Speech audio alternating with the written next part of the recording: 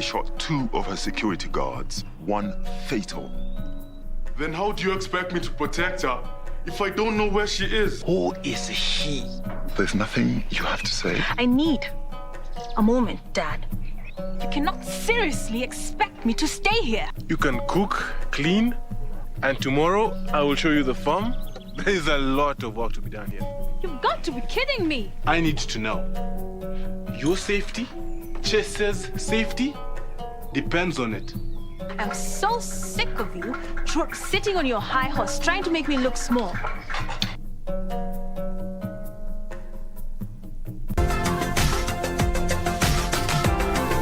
We speak with cancer survivors who will help us unpack the whole issue of the gap in caring for cancer patients in Kenya. At this point, because of the swelling and everything, the only solution is amputation. I could go to the bathroom when I'm showering and I look at myself, I have 2 breasts, but then I imagine sooner or later I'll not be having one. My mom was ailing from throat cancer. So at least you are aware that cancer exists. Yes. Yeah. And what you had seen from our mom, I think I was not ready for it. Kupata weka imani kama skiza tune kwenye simu yako, dial *811 *759#. Jameni, yani kuna watu wanapitianga mambo. Wacha vile sisi tunaonanga mambo kitoko kitoko. Kuna watu wamepitia mambo makubwa. Fikiria kuhusu Job. Akapoteza mifugo, akapoteza mimea, watoto wake, na bado akasimama na Mungu. Hata wewe, weka imani. Usiwache Mungu. Ili kupata weka imani, dial *811 *759#. *811 *759#. Uchaguzi mkuu wa tarehe 9 Agosti utabadilisha pakubwa taswira ya kisiasa ya taifa hili. Je, hii inamaanisha nini kwako wewe mpiga kura? Kila Jumapili saa 12 jioni, jiunge nao Gladys Mungai na Harith Salim kwenye makala yetu ya Kenya ya Amua, ambapo pamoja na wadau mbalimbali watajadili na kudadavua kwa kina michakato ya uchaguzi. Fanya uamuzi wa busara. Usikose kutazama Kenya ya Amua kila Jumapili kwenye runinga uipendayo ya KBC Channel 1.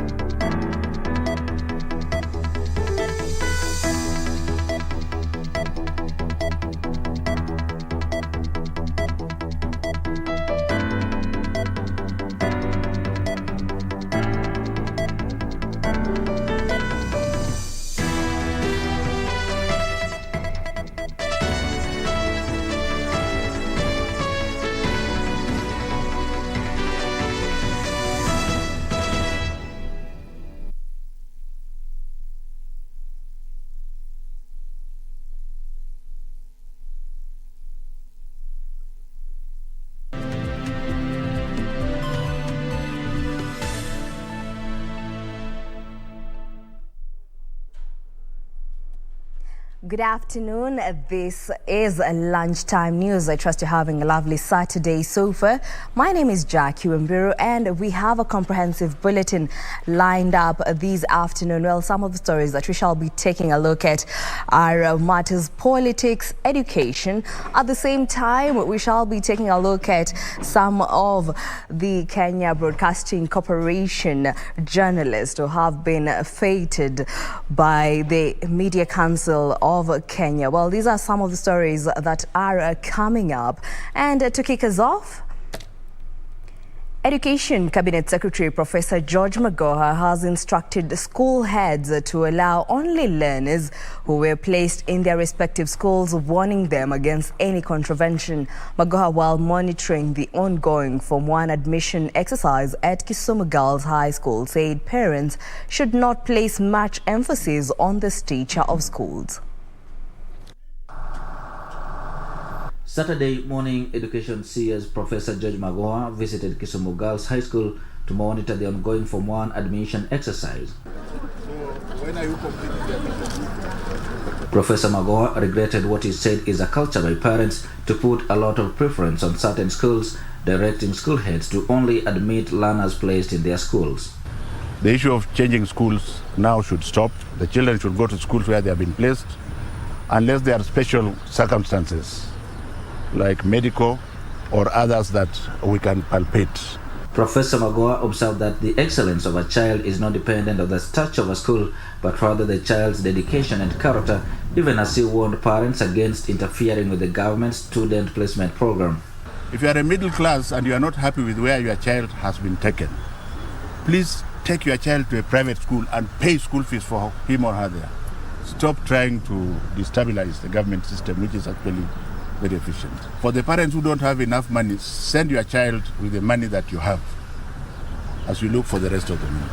At the same time, the Education CS directed school heads to register learners for the upcoming national examinations within the next 1 week, saying time was running out. And with proposals by the county government of Kisumu to relocate Kisumu Boys High School away from the city centre, Magoa said such plans must follow the laid down procedures, adding that learning centres were better placed right where they are. As we are now, every Kenyan school is as safe as you can imagine where it is.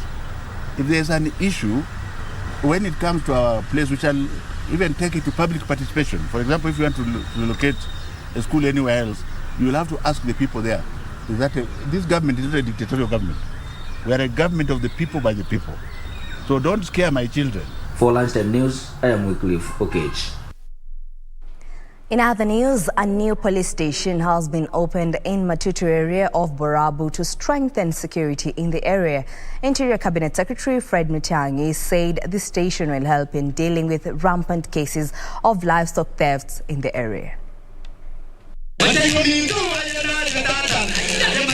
Speaking at the launch, Interior Cabinet Secretary Fred Matiang'i noted that beefing up of security is geared towards curbing cattle thefts. Have increased our administration areas here in Wambiru.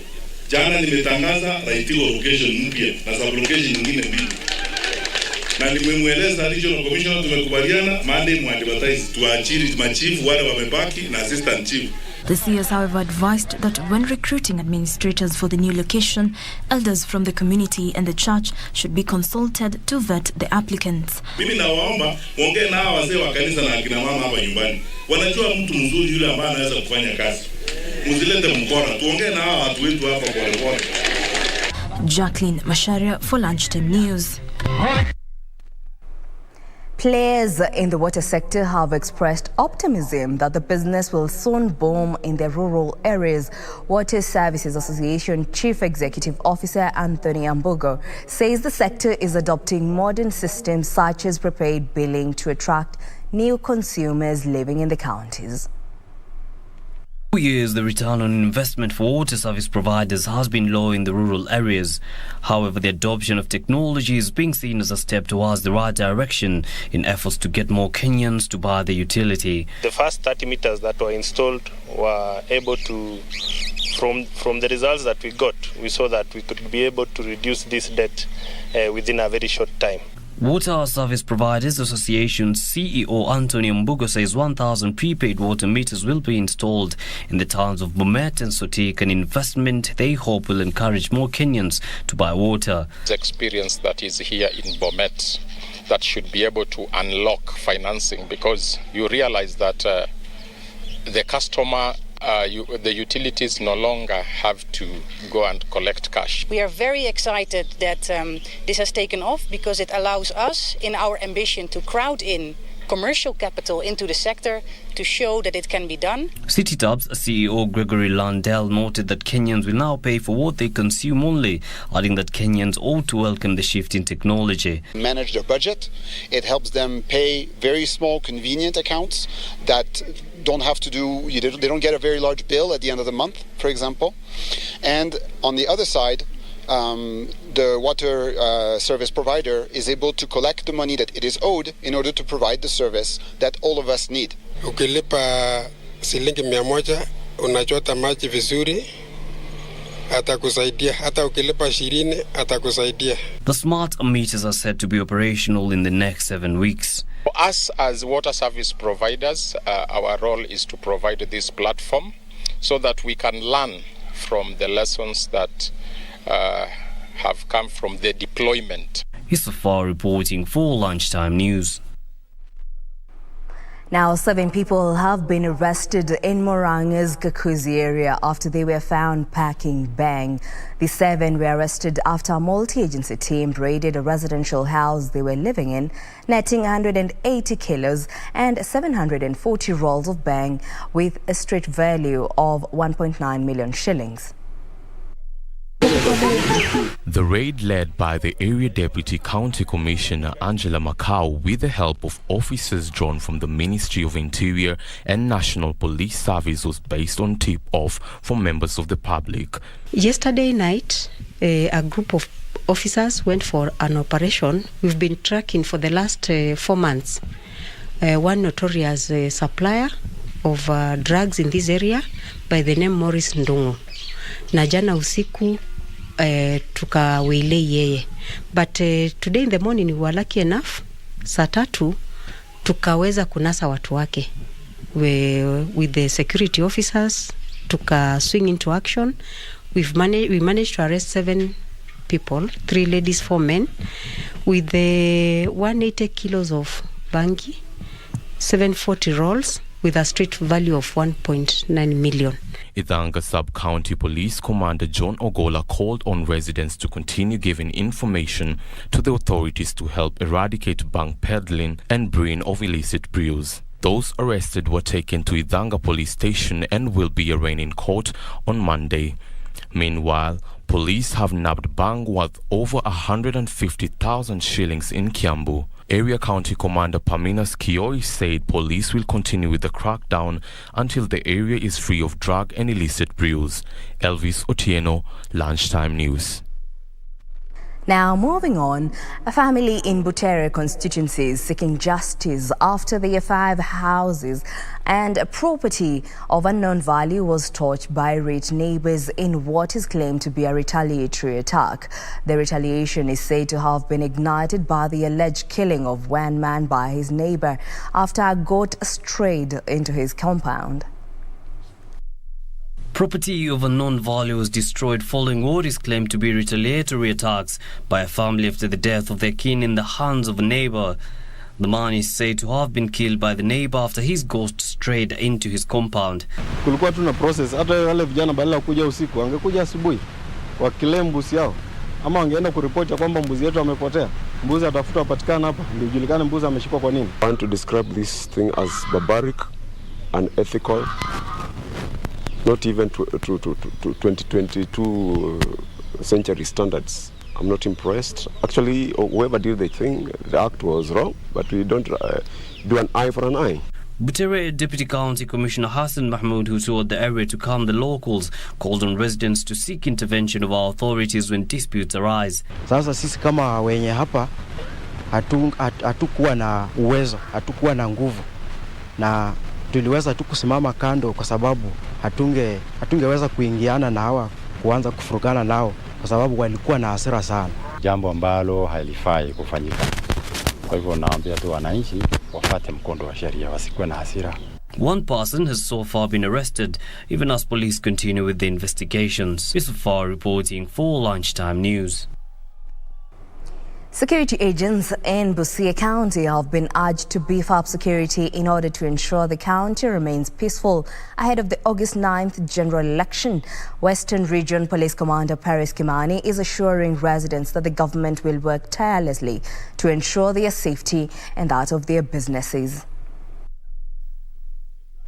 Speaking during the commissioning of the Butula sub-county headquarters, the regional commander reiterated her commitment to ensuring safety in the area before and during the electioneering period. Issues of security, we take it seriously. To my officers in Butula, Busia at large, and others, please, we come here because of a singular thing, our mandate to work for these people. She also urged residents to be peaceful and not allow divisive politics to incite violence in the region.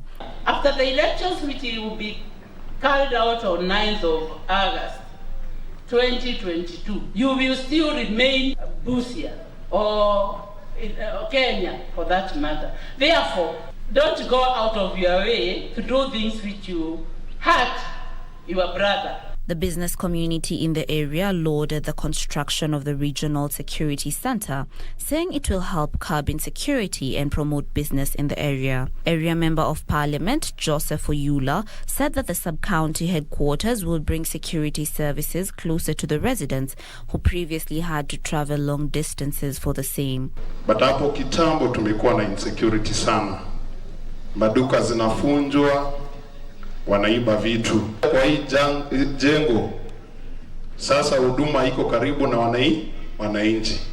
Kesi zinaweza fuatwa, wahalifu wanaweza shikwa. Officers stationed in Bumala traveling all the way to Marachi East to try and sort out issues of cattle wrestling.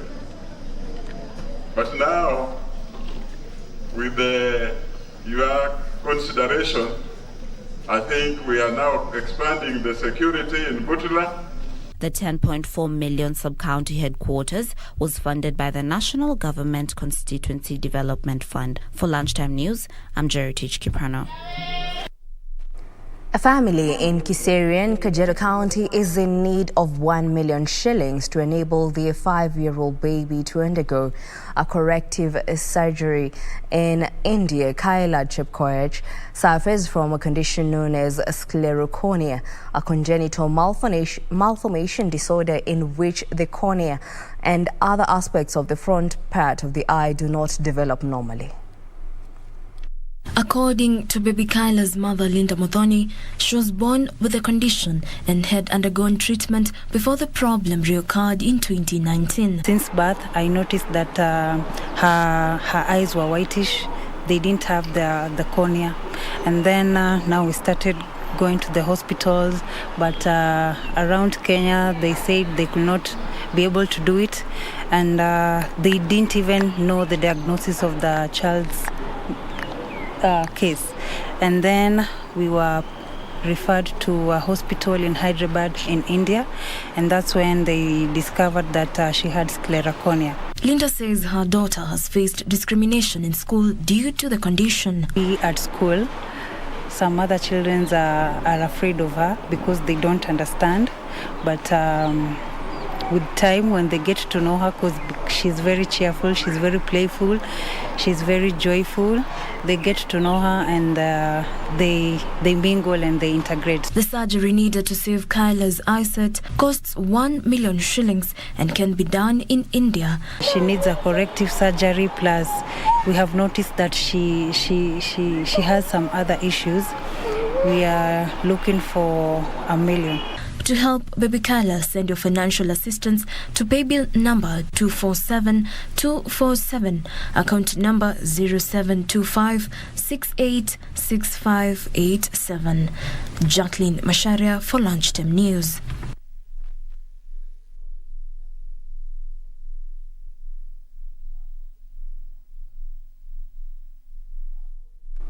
Well, that report by Jacqueline Masharia brings us to our first break here on Lunchtime News. Don't go too far. We still have more news coming up.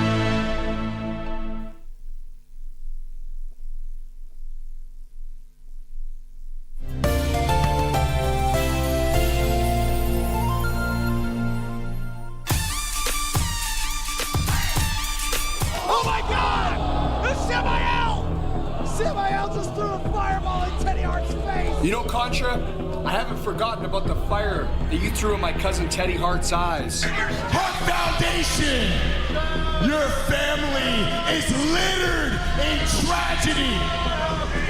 We're gonna finalize it. Will Smith Jr. stepping up to Contra. What the hell? Who is that? Yeah! He's got a hell of a super kick. It's Pillman. It's Pillman Jr. Hart Foundation.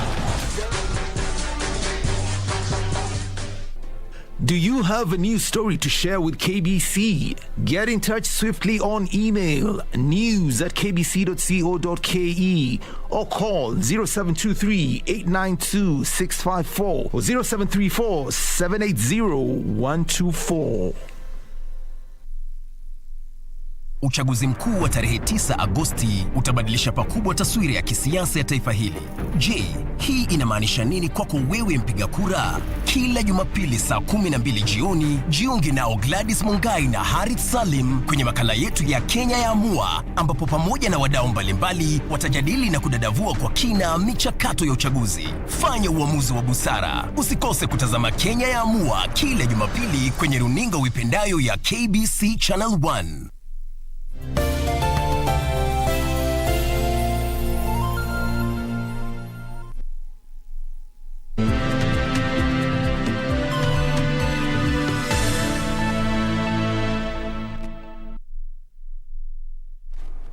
Welcome back. Now, on to exciting news.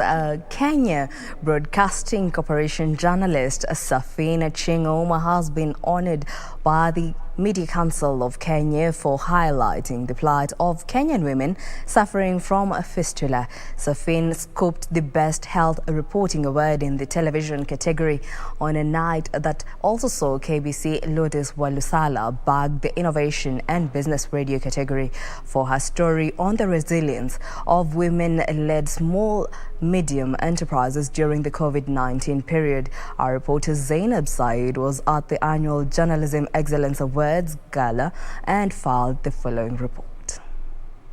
Fin Achieng, KBC.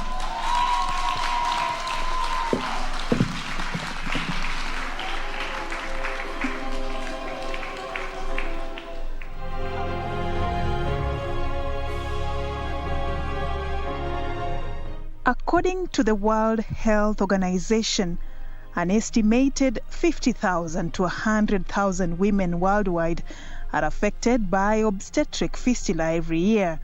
It is estimated that more than 2 million young women live with untreated obstetric fistula in sub-Saharan Africa and Asia. It was a big night for the Kenya Broadcasting Corporation.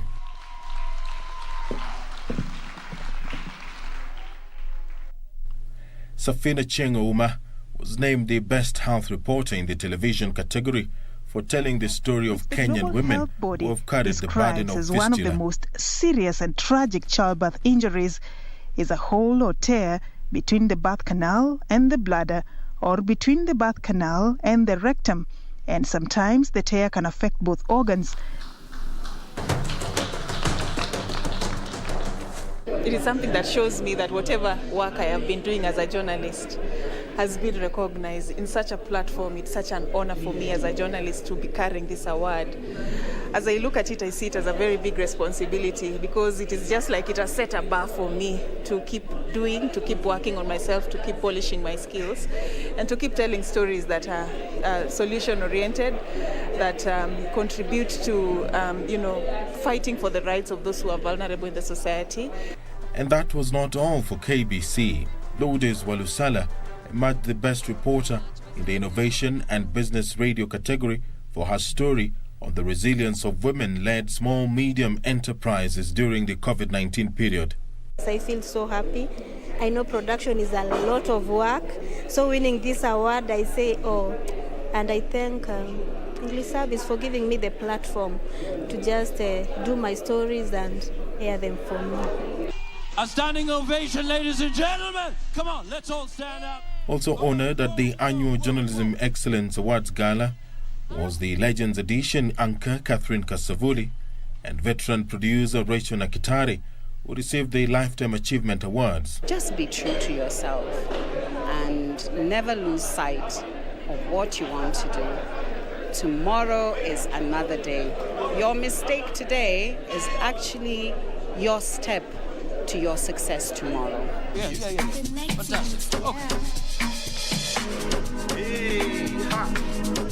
KBC Editor-in-Chief Assistant Millicent Award noted that the big night was as a result of hard work and recognition of KBC as a formidable player in the broadcast industry. This award is also an encouragement to all our reporters, radio, TV, across the 13 stations that we have on radio and even the digital platform, that you can actually make it. Your story can be recognized throughout this country and I believe the entire nation. I am here as a journalist. The annual Journalism Excellence Awards is a continuous celebration of journalistic excellence and achievement. It recognizes the input of Kenyan journalists in Kenya's development agenda. Well, congratulations to our colleagues. That report was prepared by Zainab Said and voiced by Edward Kabasa. Now, on to health matters. Health Cabinet Secretary Mutahi Kagwe has directed the Kenya Medical Training College Board to allow nurses to train and pay later as the government eyes foreign employment opportunities for them. Kagwe gave this directive in Malindi after officially launching the National Nursing and Midwifery policy that seeks to streamline the sector and protect practitioners from legal suits emanating from their work. Kagwe has said the government is in talks with the governments of Saudi Arabia, Italy, Kuwait and other countries to offer employment opportunities to Kenyan nurses. We are not talking about sending our critical care nurses or the nurses that we need in the country. What we are talking about is the extra capacity that Kenya has built as a result of a passionate education system, and that allows both public and private sector to participate in training. It is because of that setup that we have got extra capacity, and that capacity, if we are not using in this country, should be taken to work overseas. According to Kagwe, KMTC is charging nurses who want to train for foreign jobs 40,000 shillings, which most of them cannot afford. The CS saying Kenyans, irrespective of their financial status, should be given an opportunity to study and get jobs outside the country, adding that the country was producing 7,000 graduate nurses every year who cannot be absorbed in local institutions. I have directed today that we must create a structure where not a single Kenyan, a single health worker with an opportunity to work overseas is stopped because of lack of money, lack of financial capability. The new nursing and midwifery policy will help safeguard practitioners from legal issues and streamline the sector. And now, still on matters education, a non-governmental organization has constructed a new school for Salabani Primary School pupils in Baringo South, which was submerged by Lake Baringo. The 30 million shilling school will see pupils who were displaced in 2019 resume learning.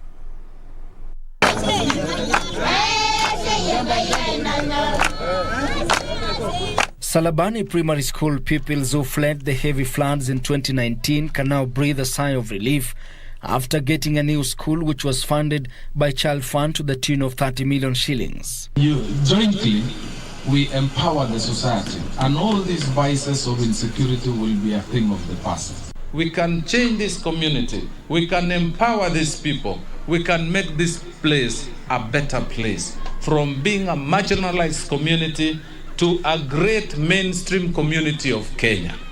Speaking during the official opening of the school, Labour and Social Protection Cabinet Secretary Simon Chelugui said the adverse effects of climate change has impacted negatively on children in Baringo County following the swelling of 3 lakes 2 years ago, which displaced hundreds of families. Alice Anukur, Child Fund County Director, appealed to stakeholders to put children's needs in the forefront to allow them to realize their education dreams. Area Member of Parliament Charles Kamuren lauded the efforts done by the organization to ensure that pupils resume classes after their school was fully destroyed by floods.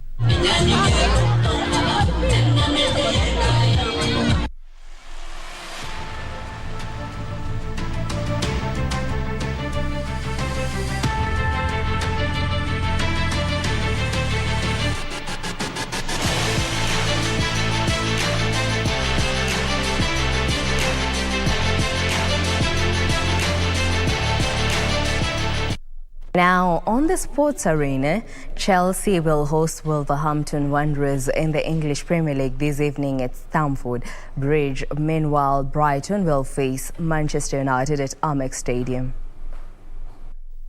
Chelsea hoped will come back